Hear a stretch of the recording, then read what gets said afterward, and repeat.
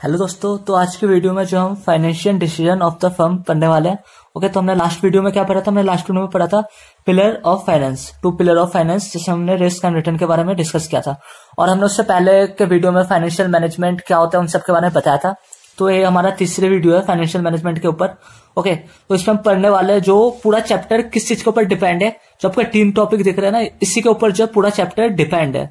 Okay, तो पूरा जो सारे चैप्टर पढ़ोगे वो इन्हीं टॉपिक पे होगा। ओके, इन्हीं टॉपिक को अच्छे से डिस्कस कर रखा है उन चैप्टर वाइज में। ओके, तो टॉपिक कौन से, तो स्टार्ट करते हैं आज का टॉपिक। तो क्या है? Finance decision of the firm. तो पहला टॉपिक है इसमें इन्वेस्टमेंट डिसीजन। इसके बारे में जो है मैं पहले भी बता चुका हूं पहले वाले वीडियो में क्या होता है, बट इसमें हम डिटेल्स में पढ़ेंगे कि होता क्या है। तो इसको हम जैसे मैंने लिख रखा है यहाँ पे utilisation of fund. Utilisation means हम जो है इन्वेस्ट, हमारे पास पैसे हम उसको कहीं इन्वेस्ट करते हैं, उसको कहते हैं यूटिलाइजेशन ऑफ फंड। हमारे पास जो पैसे है उसको हम कहीं इन्वेस्ट करते हैं, उस पैसे का हम यूटिलाइज करते हैं। ओके, तो इसमें मैंने पॉइंट लिख रखा है, तो यही है, तो इसी का लिख रखा है मैंने। तो पहला क्या है इसमें? Maximise ROI. आरओआई क्या होता है? Rate of return of investment.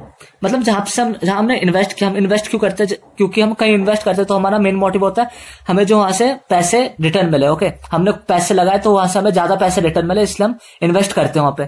तो वहां का जो रेट ऑफ रिटर्न है, जो इन्वेस्टमेंट का रिटर्न जो मुझे मिल रहा है वो मुझे मैक्सिमाइज मिले, ज्यादा से ज्यादा मिले। ओके, सेकंड पॉइंट क्या है?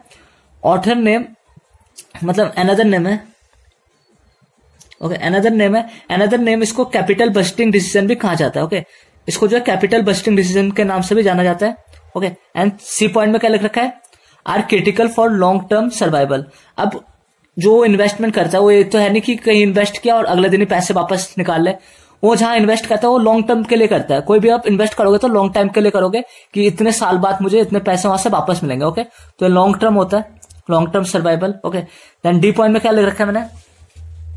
तो डी में लिख रखा है investment decision direct impact on the wealth of the share holder. तो कंपनियां जहां इन्वेस्ट करती है, ओके, कंपनियां कहीं कहीं इन्वेस्ट करता है तो वहां से अगर उनको ज्यादा रिटर्न मिलता है तो उससे क्या होता है? शेयर होल्डर के वेल्थ का, मतलब शेयर होल्डर का भी तो उनसे वेल्थ सुधरता है। क्यों? अगर कंपनी को प्रॉफिट होगा जहां उसने इन्वेस्ट किया तो उससे शेयर होल्डर का भी जो है शेयर होल्डर को भी ज्यादा पैसे उसमें से डिस्ट्रीब्यूट होंगे।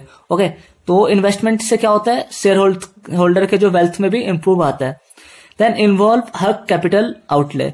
तो जब हम इन्वेस्ट करते हैं तो वहां पे हम कम पैसे तो इन्वेस्ट नहीं करते, हम वहां पे बहुत पैसे इन्वेस्ट करते हैं। तो ये लिख रखा है इसमें हम बहुत मनी लगाते हैं, लॉस हुआ तो बहुत ज्यादा होगा। मतलब हम जो इन्वेस्ट करते हो तो बहुत ज्यादा पैसे लगाते हैं उसमें, और अगर वहां पे लॉस ज्यादा होता है, अगर लॉस होगा तो वो भी कैसे होगा? बहुत ज्यादा होगा। तो इसमें क्या बन जाता है? जो रिस्क होता है वो हाई बन जाता है, इसमें हाई केस रिस्क हो जाता है। तो ये हो गया हमारा, फर्स्ट हो गया इन्वेस्टमेंट डिसीजन। तो इसी के ऊपर एक आगे भी पढ़ोगे आप, काफी इंपॉर्टेंट टॉपिक है, तो अच्छे से समझ लो क्या होता है। तो सेकंड टॉपिक क्या है? Financial management decision. इसका क्या मतलब है? Where from to procure the required fund. इसका मतलब क्या है? हम कहां से जो है पैसे उठाते हैं। मतलब पहले तो आपने सीखा इन्वेस्ट क्या करना है। इन्वेस्टमेंट से भी पहले आपको पैसों की जरूरत होगा। ओके, तो ये पहला पॉइंट है, मैंने सेकंड में लिख दिया। ओके, तो इस पॉइंट को पहले लिखना कि हमें जो है पहले पैसे की जरूरत होगा, तभी तो हम उन पैसों को इन्वेस्ट करेंगे। तो ये लिख रखा है इसमें where from to procure the required fund. हम कहां से वो पैसे उठाएंगे। अब हमें पैसे चाहिए, हम कहां से उठा सकते हैं? हम बैंक से उठा सकते हैं, शेयर, और भी जैसे जो ऑनर हो capital. Okay, bank, share capital and other source भी हो गए जहां से पैसे कंपनी उठा सकती है। अब इन पैसों पे जो है कंपनी को क्या देना होता है? इंटरेस्ट देना होता है। तो कंपनी सोचती है कि मुझे कम से कम ऑप्टिमाइम कॉस्ट पे देना पड़े। ऑप्टिमाइम कॉस्ट होता है कि उनको कम से कम पैसे देना हो और मुझे ज्यादा से ज्यादा पैसे मिले, और उन पैसों को मैं, जो मैंने पहले पॉइंट बताया था, इन्वेस्ट कर सकूं। ओके, तो ये तो हो गया हमारा दूसरा जो है। थर्ड इंपॉर्टेंट टॉपिक क्या है? Dividend decision. डिविडेंड डिसीजन क्या होता है? तो deciding the mix of profit to be distribute as dividend and those to be back for future financing need of a business. Means क्या लिख रखा है इसमें? डिविडेंड डिसीजन क्या होता है? इसके एग्जांपल से समझते हैं कि किसी कंपनी को जो है प्रॉफिट हुआ, अब वो प्रॉफिट कंपनी को डिस्ट्रीब्यूट करना है। ओके, तो कंपनी को हम मानते हैं कि 100 रुपए का प्रॉफिट हुआ। ओके, तो कंपनी 80 अपने पास रखता है और 20 जो है शेयर होल्डर पे डिस्ट्रीब्यूट करता है।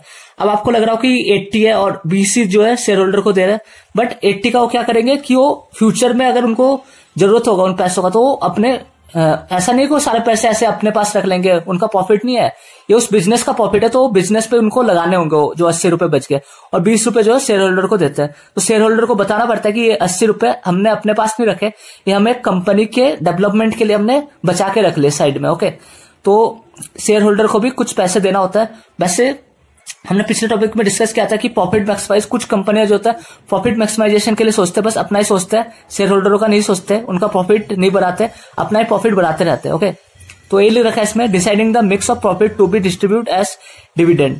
तो हमें कितना पैसा जो है डिविडेंड के रूप में देना है और कितना पैसा back for future financing need of business, कितना अपने पास रखना है, फ्यूचर में अगर बिजनेस को जरूरत पड़े उस पैसों की तो हम लगा सकें पैसों को बिजनेस पे। ओके, तो ये लिख रखा मैंने हिंदी में भी, कितना मनी हमें प्रॉफिट में से डिविडेंड के रूप में शेयर होल्डर को देना है और कितना हमें अपने पास रखना है। ओके, देन बी क्या है, अब हमें जो डिस्ट्रीब्यूट करेंगे शेयर होल्डर और कितना अपने पास रखेंगे, इसका एक टॉपिक है जिसका नाम है determine the pay out ratio and the method of dividend pay. तो पे आउट रेशियो कहते हैं इसको टॉपिक को। क्या टॉपिक है? पे आउट रेशियो। इसमें क्या होता है कि डिविडेंड कैसे पे होगा, कितना हम अपने पास रखेंगे, कितना हम डिविडेंड को देंगे। ओके, तो इस टॉपिक में हम पढ़ेंगे। तो ये आपने पढ़ लिया क्या, 3 इंपॉर्टेंट जो टॉपिक जिसमें पूरा चैप्टर डिपेंड है, investment decision, financial decision and dividend decision.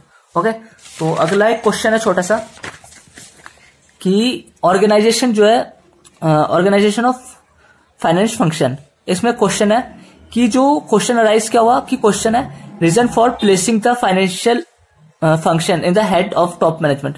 जो फाइनेंशियल, जो अकाउंटेंट, जो भी काम है फाइनेंस का, वो टॉप मैनेजमेंट के पास ही क्यों रखा जाता है? तो इसका आंसर है it is very important process. Financial decision जो है वेरी इंपॉर्टेंट काम है, क्योंकि फाइनेंस पे पूरा चीज डिपेंड है। जैसे अगर हम फाइनेंस में ढील दे दें, अगर हम फाइनेंस सही से ना करें तो कंपनी जो है काफी ज्यादा लॉस में जा सकता है। इसलिए जो फाइनेंस काफी ज्यादा इंपॉर्टेंट है।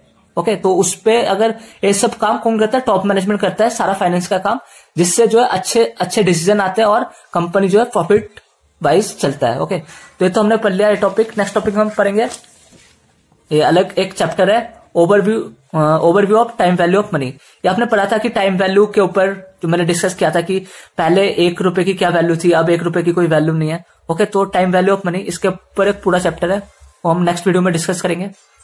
तो इस वीडियो के लिए बस इतना ही।